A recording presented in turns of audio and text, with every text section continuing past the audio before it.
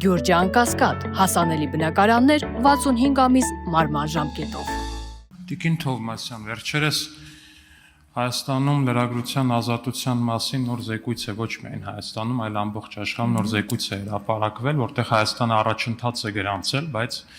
այդ առաջընթացը մեր կարծիքով կարող էր ավելի մեծ լինել, ինչը եւ երևում է զեկույցից, բայց այնտեղ մատնանշվում է մի դեպք, երբ Ազգային ժողովի ընդդիմադիր Հայաստան խմբակցության падգամավոր Լևոն Քոչարյանի օգնականը ֆիզիկական բռնություններ գործադրել լրագրողի նկատմամբ հարվածելով նրան Ազգային ժողովի շենքում։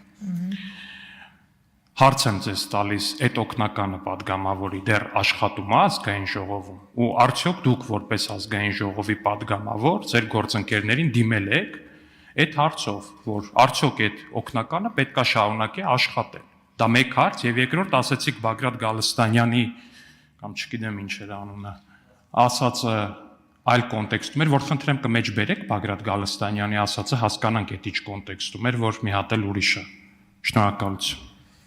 Շնորհակալություն, իհարկե պարոն Ալեքսանյան, կզարմանայի, որ դուք այս հարցը չտայիք։ Ամեն դեպքում ես ուզում եմ արձանագրել, որ մենք քննում ենք Անդրանիկ Քոչարյանին վերաբերվող էթիկայի հանձնաժողով ստեղծելու հարցը, իսկ Լևոն Քոչարյանի օգնականի հարցը այստեղ վերաբերելի չէ։ Բայց ինչ վերաբերում է երևույթին, ես երևույթի մասով տվել եմ իմ գնահատականը դեռ այդ օրերին։ Երկրորդ, Հայաստանի իրավապահ համակարգը աշխատել է գերօպերատիվ այդ դեպքով, անմիջապես կատարողին մեկուսացրել են, կալանավորել են, դրանից հետո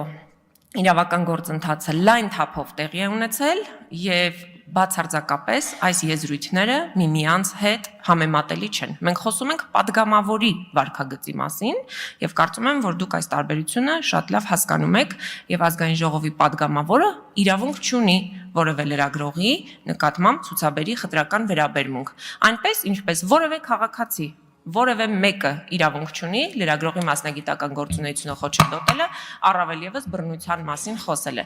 Իսկ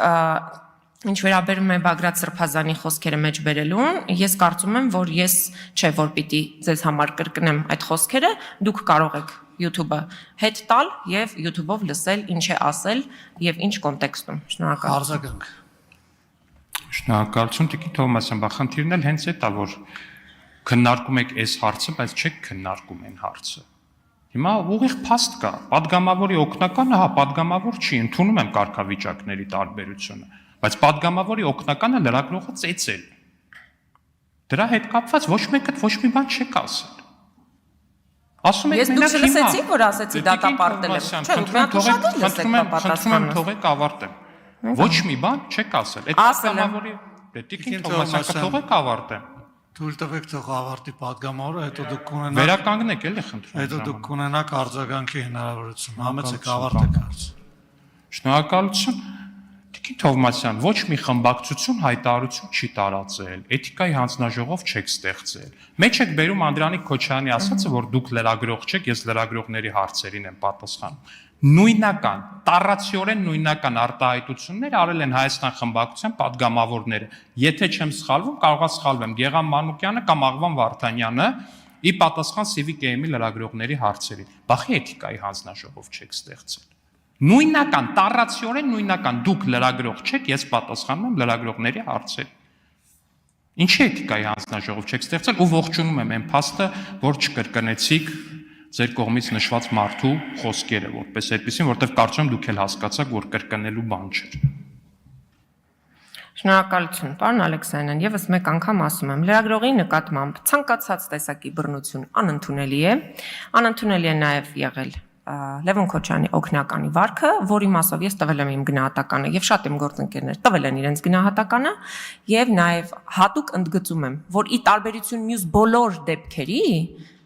այդ դեպքով իրավապահները գործել են խիստ օպերատիվ։ Ես ձեզ ուզում եմ հիշեցնել Սարգիս Հովհաննիսյանը փողոցում ծեծեց Նիկոլ Փաշինյանի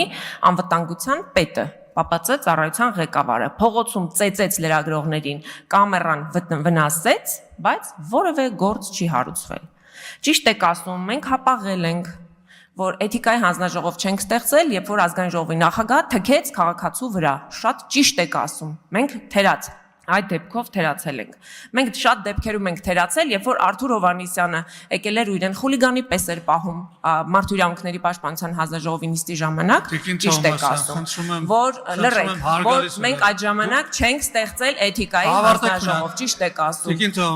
Դուք ձեզ կարգիրավիրեք եւ մի ընդհատեք ինձ, այ հիմա էլ եք ձեզ արդեն պահում, ոչ հարիր։ Անջատեք խոսափողը Տիկին Թովմասյանը։